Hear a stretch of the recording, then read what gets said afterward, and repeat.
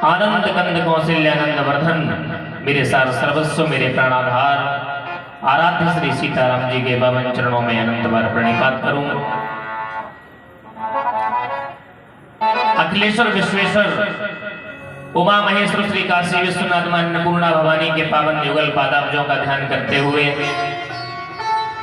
गणपति गणेश्वर भगवान के सहित सभी सुप्रतिष्ठित देवी देवताओं के चरणों में वंदन पूर्वक निवेदन कि व्यासपीठ पर आसीन होकर मुझ अकिंचन को कथा कहने का सामर्थ्य प्रदान करें। राम कथा के रसिया आंजनेय नंदन पवन पुत्र अनंत बलवंत संत श्री हनुमंत लाल जी महाराज के श्री चरणों में साष्टांग दंडवत वंदन निवेदित करते हुए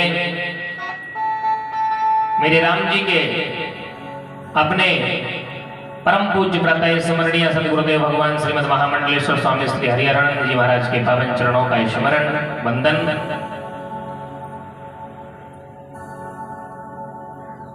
श्री गीता मंदिर की पावन संस्थापना में जिन्होंने अपने त्याग, अपने तप और अपने भजन को समर्पित करके ओबरा में एक ऐसा साक्षात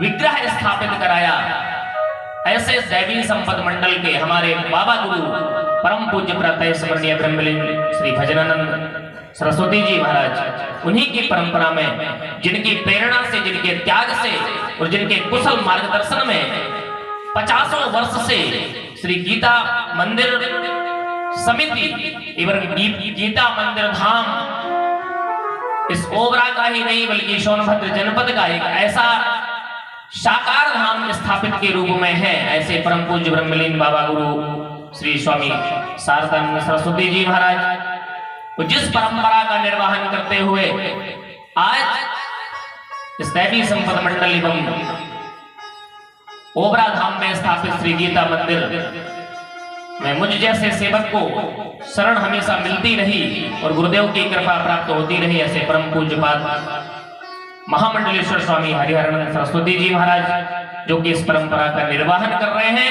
और बड़े भैया आदरणीय श्री राजीव वैश्य जी को उस समिति का, उस आश्रम की व्यवस्था का, व्यवस्थापन का भार सौंपे हुए हैं, जो कि सुचारू रूप से हमेशा संचालित हो रहा है, वो भी आप सभी भक्तों के माध्यम से। ओबरा में कितने ऐसे भक्त होंगे, कितने ऐसे बड़े बड़े सेठ होंगे जो बड़े महाराज जी से दीक्षा लिए हैं, बड़े महाराज जी को अपना गुरु बनाए हैं। तो ये ओबरा की धरती संतों के आशीर्वाद की धरती है, ओबरा की धरती संतों के वरदान की धरती है, ये ओबरा की धरती संतों की कृपा की धरती है। यहाँ पर ऐसे तपोनिष्ठ संतों की छत्र छाया हमेशा रही है, आज भी वो महसूस होती है और निरंतर पूज्य महामंडलेश्वर स्वामी श्री हरिहरानंद जैसे परम संतों की छत्र छाया हम सभी भक्तों में बनी रहेगी। इसलिए आज ये राम मंदिर प्रांगण में राम कथा के माध्यम से पूज्य महामंडलेश्वर स्वामी श्री गुरुदेव भगवान हरिहरानंद जी सरस्वती जी ने मुझे आशीर्वाद दिया और आदेश दिया, यदि ओबरा के भक्त राम कथा या श्रीमद् भागवत कथा, भगवान की कथा चाहते हैं तो तुम्हें दौड़ के जाना पड़ेगा। और उन्हीं के आशीर्वाद की कृपा के फलस्वरूप आज हम सब इस श्री राम कथा सप्ताह यज्ञ में तृतीय दिवस में प्रवेश कर रहे हैं। श्री राम कथा सेवा समिति के सभी आदरणीय वरिष्ठ सदस्यजन, जिसकी प्रमुखता में परम आदरणीय बड़े ही ज्येष्ठ हैं, बड़े ही वरिष्ठ हैं और आपके एडवोकेट संघ के जो नवनियुक्त वरिष्ठ अध्यक्ष के रूप में या जो उन्हें वरिष्ठ पद मिला है भगवत कृपा से, ऐसे परम आदरणीय श्री कपूर चंद पांडे जी, जिन्होंने हृदय में ये जिज्ञासा जगाई और गुरुदेव भगवान की कृपा से दिसंबर में इस कार्यक्रम की नींव स्थापित हुई राम कथा होने की। ये आदरणीय श्री कपूर चंद पांडे जी के द्वारा शुरुआत हुई, पीछे से समर्थन सबका हो गया।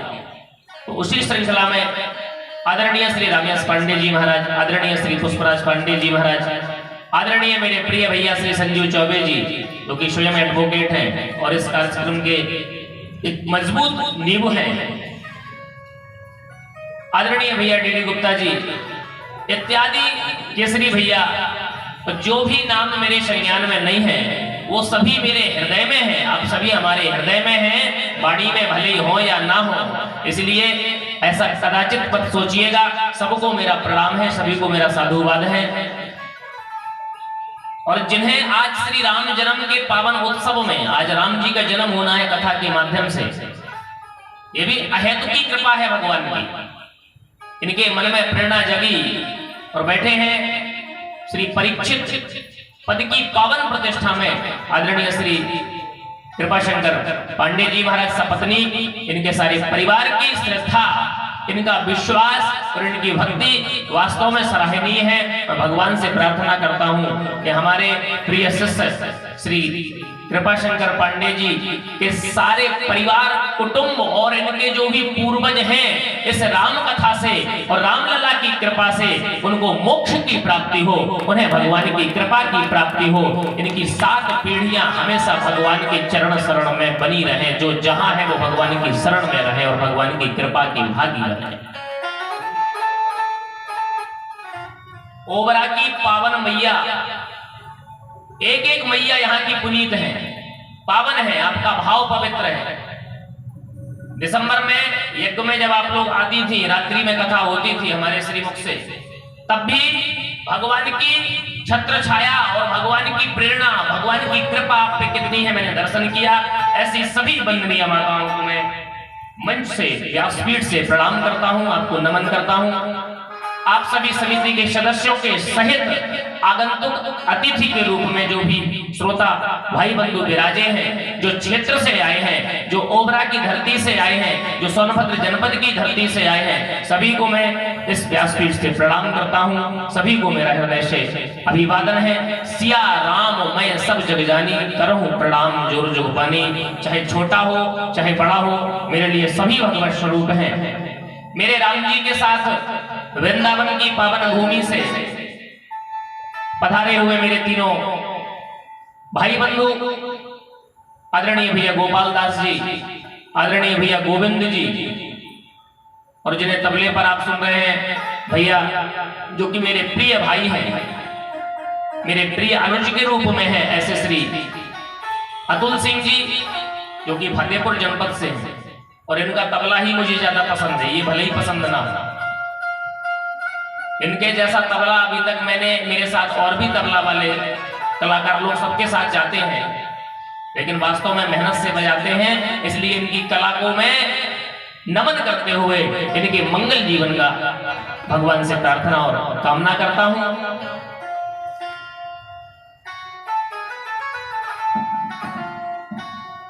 इस राम कथा साप्ताहिक ज्ञान यज्ञ को, ये एक अनुष्ठानिक यज्ञ जो चल रहा है,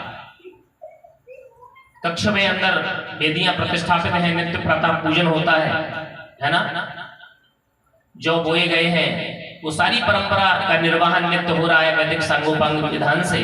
तो ऐसे आए हुए आचार्य द्वय पंडित श्री दिनेश जी, पंडित श्री शिवांश जी, जिनके द्वारा इस राम कथा साप्ताहिक ज्ञान यज्ञ का भरपूर हम लोग आनंद ले रहे हैं वैदिक रीति रिवाज से। और 17 तारीख को जब यह कार्यक्रम पूर्णता को प्राप्त होगा, तत्पश्चात विशाल हवन भी होना है। भगवान की कथा के पूर्व पूर्णाहुति का विधान होता है, कोई भी यज्ञ हो पूर्णाहुति होती है ना, इसके बाद हवन पूर्णाहुति होगी, और तत्पश्चात आप सभी भक्तों, आप सभी मैया लोगों के सहयोग से एक एक दाना मिला करके भगवान के भक्तों को भंडारा भी पवाया जाएगा। भगवान का श्री राम जी सरकार का भोग लगेगा 18 तारीख को। तो ये कथा की पूर्णता होगी, क्योंकि प्रसाद जो महाप्रसाद होता है वो एक एक दाना भी यदि सब भक्तों के मुख में जाएगा, वही कथा की पूर्णता है, वही हमारे यज्ञ का साफल्य है। तो मैं आप सभी से यही निवेदन करूंगा कि इस कार्यक्रम में अपना तन से, मन से, धन से, हृदय से सहयोग बनाए रखें। जब तक इस कार्यक्रम का भंडारा पूर्ण ना हो, माताओं से, भाइयों से यही निवेदन है कि आप लोग इस कार्यक्रम को तन मन धन से, छोटे छोटे जैसे कि राम जी की सेना में गिलहरी ने भी थोड़े थोड़े बालू के कंकड़ डाले तो पुल बनाने में सहयोग किया। यही समझ लो कि हमसे जितना बन पड़ेगा हम भगवान की सेवा में गिलहरी ही बन जाए। बोलिए राजा रामचंद्र भगवान की जय हो।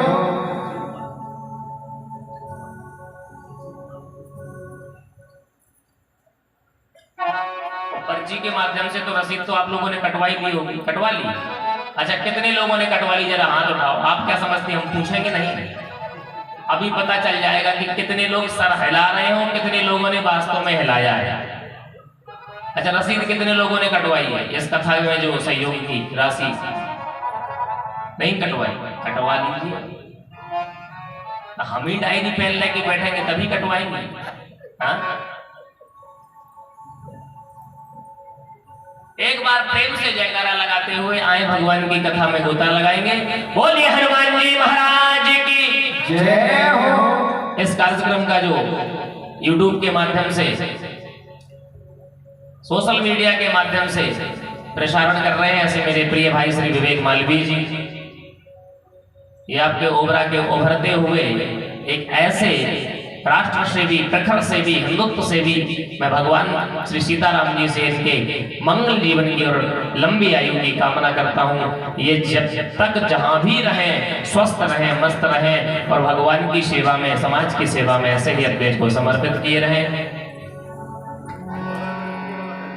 माता पार्वती प्रश्न कर रही है भगवान शंकर के चरणों में।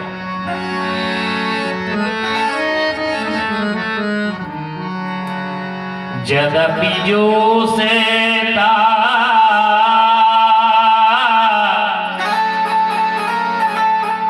माता पार्वती के पूछने का भाव देखें आज जिस महेश ने ब्रह्मांड में सबसे पहले रामकथा लिखी, महेश के पहले, शंकर जी के पहले किसी ने रामकथा की रचना नहीं की। उठा के शास्त्र आप आकलन कर सकते हैं। रचि महेश और निज मानस राधा।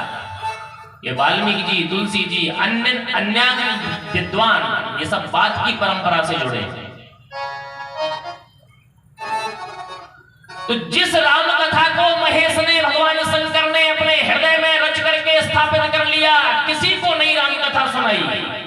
आज राम कथा रूपी वो गंगा प्रवाहित अगर शंकर जी के हृदय से हो रही है तो वो माता पार्वती के द्वारा हो रही है। माता पार्वती वो श्रद्धा लेकर के आई कि आज श्रद्धा के सामने भगवान शंकर को पिघलना पड़ा।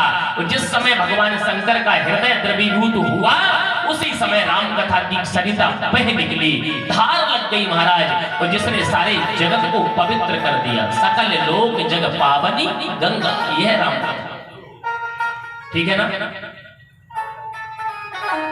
तो जिस राम कथा को शंकर जी ने बड़े बड़े ऋषि मुनियों को नहीं सुनाया, जिस राम कथा को शंकर जी ने अपनी धर्मपत्नी सती को नहीं बताया, जिस राम कथा को शंकर जी ने अपने हृदय के शिवा किसी के सामने प्रकट नहीं किया, आज क्या कारण है कि पार्वती जी के निवेदन करने पर वही राम कथा आज पार्वती को श्रवण कराई जा रही है।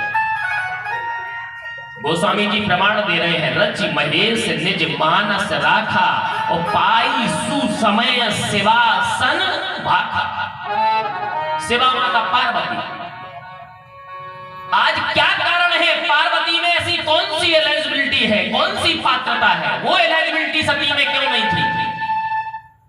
देखिए, देवरानी और जेठानी एक ही घर की दो बहुएं, एक ही घर में रहने वाली, एक जैसा भोजन करने वाली, एक जैसे वस्त्र पहनने वाली, एक जैसी जीवन शैली में जीने वाली, लेकिन कभी कभी देखने को मिलता है कि माता पिता की दुलारी एक बहू है लेकिन दूसरी नहीं बन पा रही है।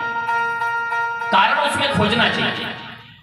बहुएं कहती क्या है? हम लोग जाते हैं गृहस्थियों में भी रुकते हैं, कभी कभी आश्रम की व्यवस्था नहीं है तो घरों में रुकना पड़ता है, और रुकना भी चाहिए। क्यों? हमारे लिए चाहे घर हो, चाहे मठ हो, चाहे जंगल हो, सब आश्रम ही तो हैं। हम अपनी जगह यदि हम आश्रम मान के चल रहे हैं तो घर भी एक आश्रम है कि नहीं? हमारी सोच में ये नहीं है कि हम पांडे जी ने अपने घर में रुकाया, हमारे लिए वो भी आश्रम है। क्यों? हमारा जो नियम कायदा आश्रम में है वही हमारा घर में भी चलेगा, वही सवेरे से नित्य क्रिया, वही पूजा पाठ, वही सब जाप वगैरह जो हमारा नित्य क्रिया वो तो हम कहीं भी करेंगे, तो हमारे लिए तो सब जगह आश्रम है। अवध कहां जहां राम निवास।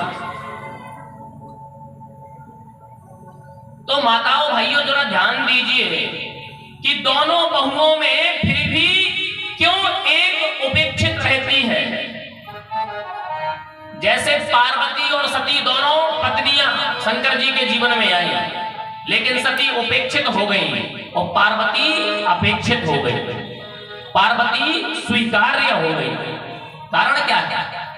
इसीलिए माताओं अपनी बहन बेटियों को, बहुओं को निवेदन करूंगा कि सास और ससुर पर आरोप लगाने से पहले कि हमको प्रेम नहीं करते, हमको इज्जत नहीं देते, पहले अपना आकलन करना चाहिए कि कहीं ना कहीं गलती हम में है, तब हमारे साथ व्यवहार ऐसा हो रहा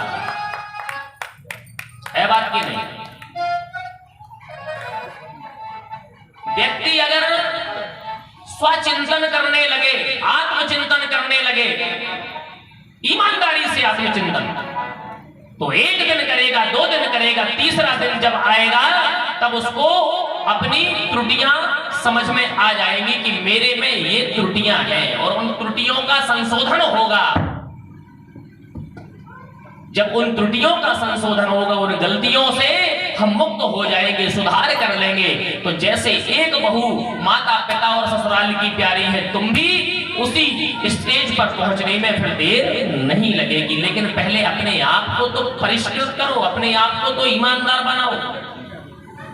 एक बहू माता पिता की सेवा कर रही है, एक बहू माँ के सामने भोजन लेके जाती है तो निवेदन करती है, मैया लीजिए आपका भोजन, प्रेम से भोजन पा लीजिए, यही बहू का कर्तव्य है। तो सास को कितना प्रसन्नता होगा, मेरी बहू वास्तव में लक्ष्मी है। उसके मीठे वचन, उसके प्रेम से बोले हुए, आदर पूर्वक बोले हुए सास ससुर को वचन अमृत तुल्य लगेंगे, तो जल्दी से बूढ़े नहीं होंगे। वही सूखी रूखी जो रोटी प्रेम से बहू ने खिलाई, वही रोटी 56 भोग से भी ज्यादा लगेगी। वो दूसरी बहू जाती है, मम्मी ये थाली रखी है, खाना खाना हो तो खा लेना। अब जहां भूख भी लगी होगी तो नहीं खाएगी बेचारी। क्यों भाई? वो कहेगी ठीक है बेटा, अब आज हमारा बुढ़ापा है, अब तुम मालकिन हो, तुम चाहे जैसे बोलो हमको बर्दाश्त करना है, लेकिन वो घुट घुट के जिएगी। यही कारण है कि कितना भी लोग समझाएं, कितना भी लोग प्रेशराइज करें, लेकिन आपका हृदय स्वीकार नहीं करेगा कि ये मेरी बहू है। कभी नहीं कर सकता हृदय स्वीकार। आज शंकर जी और सती जी के बीच में यही था। जब जब शंकर जी ने सती को प्रेम देने की कोशिश की, सही मार्गदर्शन देने की कोशिश की, तब तब सती ने शंकर भगवान की बातों की उपेक्षा की, इग्नोर कर दिया। एक ना एक दिन बर्दाश्त कब तक किया जाए, शंकर भगवान ने समझ लिया कि यह तन सती भेंट मोही, अब सती के अपराधों को क्षमा नहीं किया जा सकता। इसीलिए अपराध करने के बाद क्षमा भी ना मांगो तो फिर तुम्हारी मुक्ति कहां से? अपराध हो गया, अगर क्षमा मांग लो, गिलानी हो जाए, प्रायश्चित कर लो, तो भी भगवान कहते हैं कि संसार तुम्हें क्षमा ना करे, लेकिन मैं तुम्हें क्षमा करूंगा, लेकिन एक बार तुम झुको तो।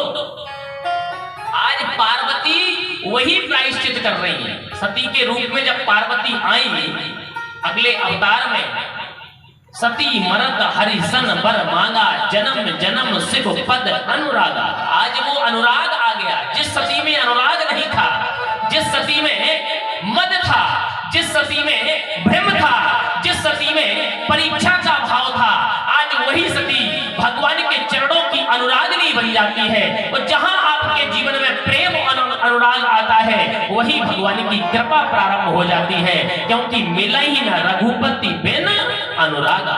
भगवान केवल अनुराग से मिलते हैं, भगवान परीक्षा से नहीं मिलते, भगवान संशय करने से नहीं मिलते, भगवान मद करने से, घमंड करने से नहीं प्राप्त हो सकते। भगवान तो केवल प्रेम से प्राप्त होते हैं। तभी गोस्वामी जी कहते हैं, राम ही के प्यारा, राम ही केवल प्रेम प्यारा, राम ही केवल प्रेम प्यारा, राम ही केवल प्रेम प्यारा।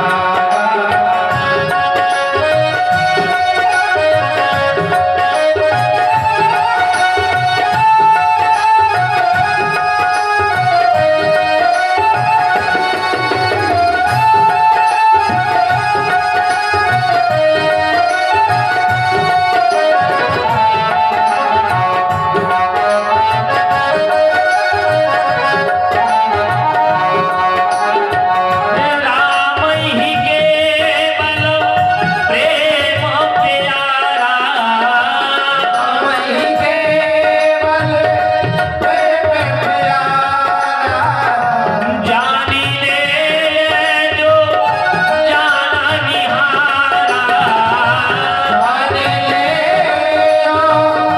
जान निहारा, जानी ले जो जाना निहारा, राम ही केवल प्रेम प्यारा, राम ही केवल प्रेम प्यारा, राम ही केवल प्रेम प्यारा। आज पार्वती ने कह दिया कि हे प्रभु, यद्यपि जो सीता, यद्यपि मैं आपसे जबरदस्ती करने की अधिकारिणी नहीं हूं। इसमें पार्वती जी संदेश दे रही है नारी शक्ति को। सभी नारियों को उन्होंने आदेश दे दिया इस चौपाई से कि प्रत्येक नारी का धर्म है कि पति से कोई चीज जबरदस्ती से मत छीनो। ये संस्कार सिखा रही है पार्वती। क्यों? नारी के धर्म में, पत्नी के धर्म में निवेदन से कोई चीज मांगनी चाहिए, जबरदस्ती करके ये सती का काम है। क्यों? जहां जबरदस्ती करके तुम पति से उलझोगी, वहीं तुम पति से दूर हो जाओगे। सती ने यही तो किया। पार्वती जी शिक्षा दे रही है समाज की नारियों को कि यद्यपि जो सीता नहीं अधिकारी, पति के सामने जबरदस्ती और छीना झपटी करने का अधिकार नहीं है स्त्री को। तो बोले क्या? बोले पति के लिए तो स्त्री निवेदन कर सकती है, दासी मन क्रम वचन तुम्हारी। अब यहां पे मैं रुकूंगा इस चौपाई पे, इस भाव पे। क्यों? आजकल हमारे माइंड में एक चीज मेकअप है। हम लोगों ने भाव बना रखा है कि मैं गुलाम बन के नहीं आई हूं, मैं तुम्हारी नौकरानी नहीं हूं, मेरा बराबरी का अधिकार है। ये कहती हो ना? बताओ, कहती हो तो ऐसे ऐसे कर दो। और नहीं, अच्छा नहीं कहती, आप नहीं कहती, जो तुम्हारी बहुएं आएंगी वो कहेंगी। ये पुराने जमाने की तो नहीं कहती, लेकिन नए जमाने की जो 2010 के बाद ब्याह के आई है, जो सन 2000 के बाद ब्याह के आई है, उनको देखो। मेरे बाप ने इतना दिया है, मैं नौकरानी बन के नहीं आई हूं। क्यों? आप अपना अधिकार स्वयं छीनना चाहती हो कि मैं मालकिन हूं। यही तो साबित कर रही हूं ससुराल में कि मैं मालकिन हूं, इसीलिए तुम्हें मालकिन नहीं बनाया जा रहा। ध्यान देना मेरी बात का, बहुत गहराई से मैं बोल रहा हूं। जब स्त्री अपने पति से अधिकार छीनती है, उसी समय वो हृदय से निकल जाती है। अधिकार कभी छीनना नहीं चाहिए। गीता में भगवान कृष्ण कहते हैं, अर्जुन कर्मण्येवाधिकारस्ते मा फलेषु कदाचन। ध्यान देना, ससुराल आने के बाद, ससुराल आने के बाद यदि पत्नी ये सोचे कि मुझे मालिकी मिल जाए, तो ये अधिकार फल की इच्छा हो गई। क्यों भाई? कर्म किया नहीं, फल पहले ही चाहिए। और भगवान कृष्ण की पूजा करते हैं। बोली महाराज जी, हम तो लड्डू गोपाल जी की पूजा करते हैं। तो लड्डू गोपाल जी ने ही तो कहा है कि कर्मण्येवाधिकारस्ते, कर्म करो लेकिन फल की इच्छा ना करो। पार्वती कहती है कि तुम मन वचन कर्म से पति की सेवा तो करके देखो, तुम्हें मालकिन तो पति अपने आप बना देगा, मालकिन बनना नहीं पड़ेगा, मालकिन तुम्हारा पति तुम्हें खुद बना देगा। पहले पति की और परिवार की सेवा करके तो। लेकिन सेवा तो गई चूल्हे में। तुम टीवी का रिमोट ले लोगी और कान में फोन लगा लोगी, बोले हम मालकिन, आई एम मालकिन। ऐसे तो मालकिन नहीं बन पाओगे, ऐसे तो सती का विखंडन हो गया। इसीलिए सती मत बनो, बनना है तो पार्वती बनो। दासी मन क्रम वचन तुम्हारी। यहां पर एक बात और, आजकल शहरों में जाना होता है, कभी कभी हमारी कथा शहरों में भी होती है। आप लोगों जैसे शहरों में नहीं, थोड़ा और अच्छे शहरों में। आप लोगों को तो हम अपने घर का मानते हैं, अपने ऊपर मत ले लेना है? तो वहां की जो बेटियां हैं, वहां की जो बहुएं हैं, वो कहती है महाराज जी आजकल तो वही पुराने जमाने की परंपरा है, पति पत्नी को पैर की जूती समझता है, गुलाम समझता है। और पार्वती क्या कह रही है शंकर जी से कि दासी मन क्रम वचन। ये बताओ, एक स्त्री अपने पति के लिए अगर दासी नहीं बनेगी तो फिर किसकी दासी बनेगी? जरा मुझे जवाब दे दो। जब तुम पति के चरणों में नहीं झुकना चाहोगी तो फिर किसके चरणों में झुकोगी? बताओ। मायके में किसी को छोड़ के आई हो, उसके चरणों में झुकोगी क्या? या कहीं आगे दूसरा कोई प्लान है? याद रखना, एक बार तुम लड्डू गोपाल जी की पूजा करो ना करो, एक बार तुम भोलेनाथ जी को जल चढ़ाओ ना चढ़ाओ, एक बार तुम राम मंदिर में आकर के हनुमान जी को प्रसाद चढ़ाओ ना चढ़ाओ, लेकिन नियम से, मन वचन और कर्म से, जिस दिन से तुमने पति के साथ भावनी डाली उस दिन के बाद यदि नियम बना करके नित्य अपने पति की पूजा करोगी, नित्य पति का सम्मान करोगी, तो फिर तुम्हें संसार में मालकिन बनने से कोई रोक नहीं सकता। फिर तुम पार्वती की तरह भगवान शंकर के जैसे हृदय में हृदयस्थ हो जाओगी।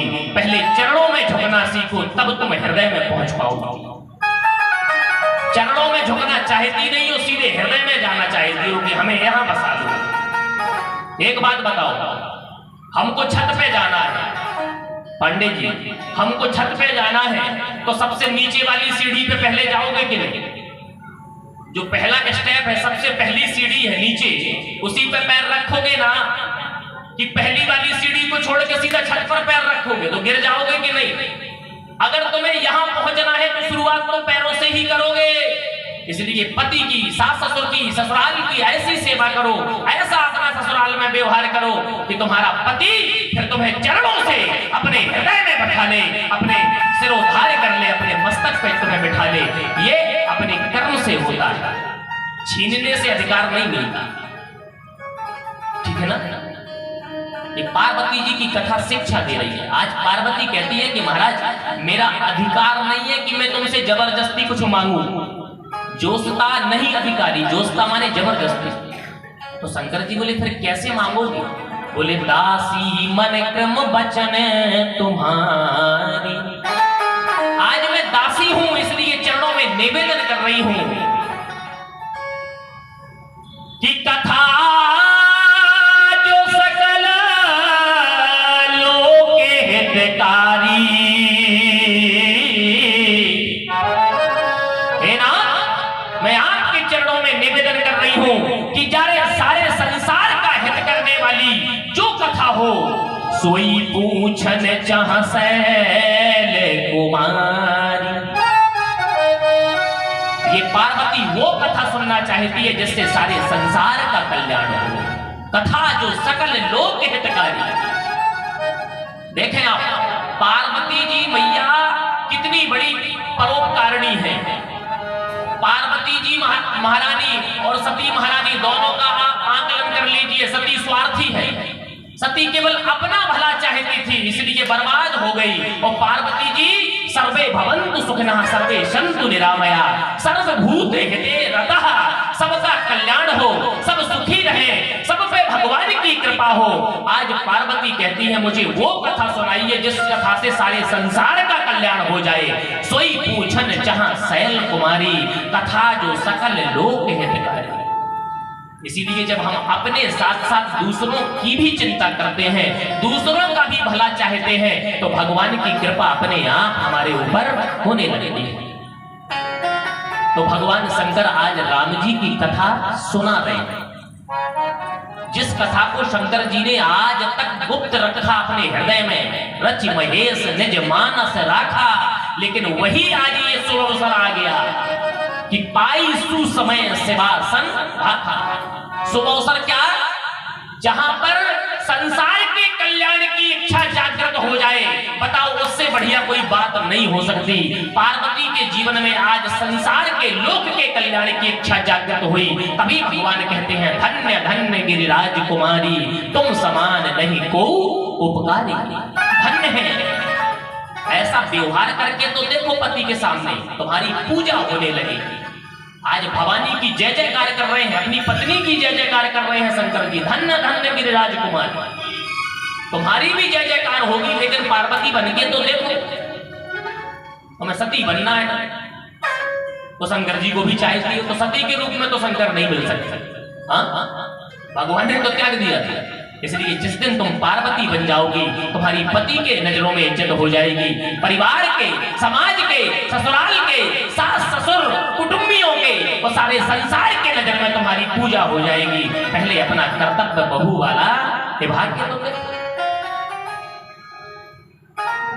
अब राम जी का अवतार कैसे हुआ महाराज? निर्गुण निराकार वो श्री राम के स्वरूप में जिसको ब्रह्म कहते हैं, वो मनुष्य रूपी राम कैसे बने? क्योंकि जिस गिलास में पानी है, पानी लिक्विड तरल, पानी लिक्विड होता है, तरल होता है। एक बच्चा पूछ रहा अपनी मां से, मम्मा अभी तो इस गिलास में पानी था, रात में जब आपने भरा था, इसको आपने फ्रीजर में रख दिया, ये सवेरे बर्फ कैसे बन गया? ये पत्थर के जैसा मजबूत कैसे हो गया? यही पार्वती पूछ रही है कि जिसका कोई स्वरूप नहीं है, ब्रह्म का कोई आकार नहीं है, कोई प्रकार नहीं है, कोई अंग नहीं है, लेकिन सारी एक्टिविटीज उनकी हो रही है, सारी क्रियाकलाप हो रहे हैं, ऐसे कैसे संभव है कि जिसका कोई आकार नहीं है वो एक इंसान बनकर के, मनुष्य बनकर के धरती पे आ जाए? भगवान से पूछा गया। नारद जी ने एक बार भगवान से पूछा, बोले हे प्रभु, आप तो जगत के मालिक हैं, जगदीश हैं, लेकिन आज तक मैं भ्रम में हूं, कंफ्यूजन में हूं कि जगदीश के रहने का निश्चित स्थान कहां है, कहां आप एक स्थान पर टिकते हैं, कहां आपका मुख्य केंद्र बिंदु है, जहां आप ज्यादातर मिलते हो, ज्यादातर रहते हैं। कभी आपको वैकुंठवासी कहा जाता है, कभी गोलोकवासी कहा जाता है, कभी क्षीरसाई विष्णु के रूप में आपको लक्ष्मी नारायण के रूप में पूजा जाता है। हाँ, समझ में ही नहीं आता। कभी आप अयोध्या वाले कहलाते हैं, कभी मथुरा वाले कहलाते हैं। भगवान ने कहा कि मैं ना अयोध्यावासी हूं, ना मथुरावासी हूं, ना वैकुंठवासी हूं, ना गोलोकवासी हूं, ना क्षीरसाई विष्णु, ना हम बसामि वैकुंठे योगिना हृदये। नारद, ना तो मैं वैकुंठ में रहता हूं और ना ही योगियों के हृदय में रहता हूं। ये योगी ऋषि मुनि जप करते हैं, माला जपते हैं कि भगवान मेरे हृदय में आ जाएं। जरूरी नहीं है कि इनके जप से प्रसन्न होकर मैं इनके अंदर घुस जाऊं ना। ना हम बसामि वैकुंठे योगी नाम हृदयेन च। तो बोले फिर आपका सबसे प्रिय स्थान क्या है? भगवान कहते हैं मद्भक्ता यत्र गायन्ति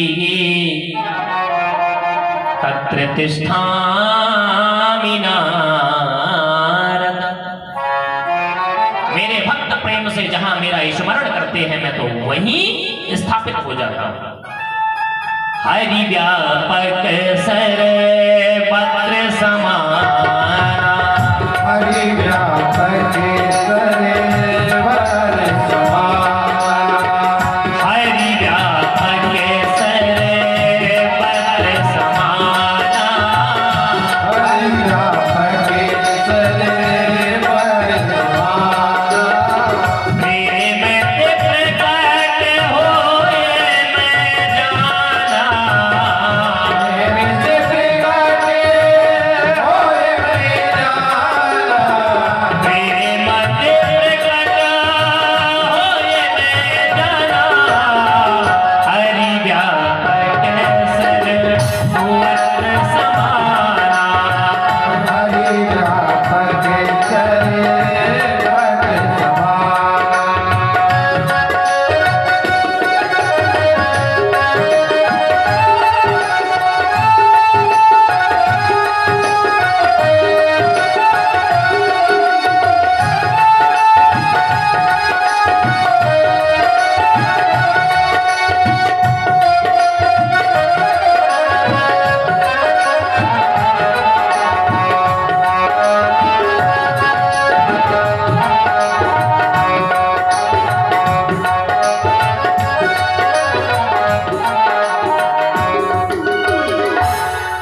पार्वती जी कहती है भगवान केवल प्रेम से स्मरण करने से प्रेम से भजने से प्रकट हो जाते हैं वो ब्रह्म। बोले हाँ, प्रेम में वो ताकत है कि निराकार को भी साकार बना देता है। बोले तो किसी ने प्रकट किया? बोले बिल्कुल किया। किसने? बोले मनु शतरूपा ने। आज भगवान भोलेनाथ जी पार्वती जी को भगवान के निराकार से साकार बनने का उदाहरण देने लगे। राम जन्म के हेतु बने का परम विचित्र एक देने का। राम जी के अवतार के तो कई कथांक हैं, कई हेतु हैं, लेकिन एक हेतु पार्वती सुनो। और आप लोग भी समझ कि आखिरकार भगवान धरती पर राम क्यों बने, भगवान का अवतार होता क्यों है। भाई प्रश्न उठ सकता है ना कि जब ऊपर बैठे बैठे सारी सृष्टि चला सकते हैं तो धरती पे काहे को आते हैं? सोच सकते हैं कि नहीं? हाँ, लखनऊ से सारा शासन तंत्र चल रहा है तो फिर यहाँ काहे को कोई आएगा? आजकल तो इतना सिस्टम सब मजबूत है कि आप विदेश से भी ओबरा का तंत्र चला सकते हैं। तो जब वो परम सत्ता सुप्रीम पावर जो सच्चिदानंद ब्रह्म जब सारे ब्रह्मांड को बिना चले, बिना खाए, बिना पिए, बिना देखे, बिना सुने चला सकता है तो फिर मनुष्य बनकर के, राम बनकर के आने की जरूरत क्यों पड़ी? प्रश्न है कि नहीं है? बिन पग चलाए सुने बिन काना, ये ब्रह्म का स्वरूप। करे बिन कर्मो करे बिन नाना, आनंद रहित सकल रस भोगी, ओ बिन बाणी बगता बड़ जोगी। ऐसे है वो ब्रह्म। और वही ब्रह्म आज मनुष्य बन गए जैसे हम आप हैं। आखिरकार क्यों? शंकर भगवान कहते हैं केवल प्रेम के कारण, केवल प्रेम के कारण, अनुराग के कारण। तो ऐसा प्रेम, ऐसी भक्ति किसने समर्पित की? बोले मनु शतरूपा ने। ब्रह्मा जी के पुत्र श्री स्वयंभू मनु जी महाराज,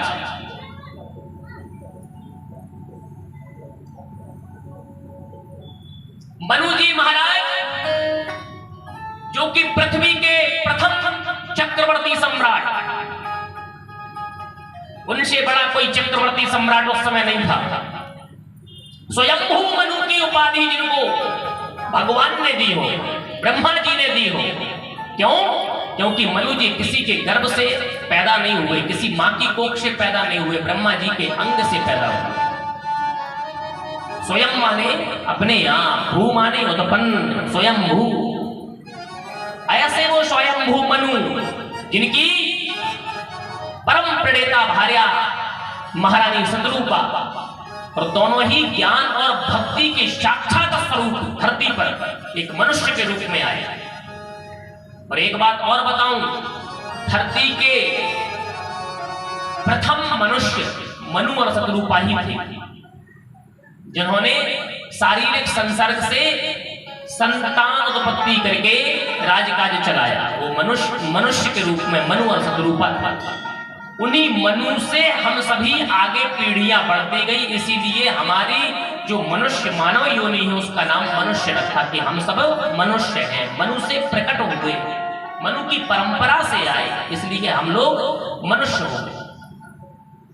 अच्छा, मनु जी महाराज के पास कोई ऐसी कमी या अभाव हो जिससे वो भगवान के लिए गिड़गिड़ा रहे हैं, ऐसा भी कुछ नहीं था।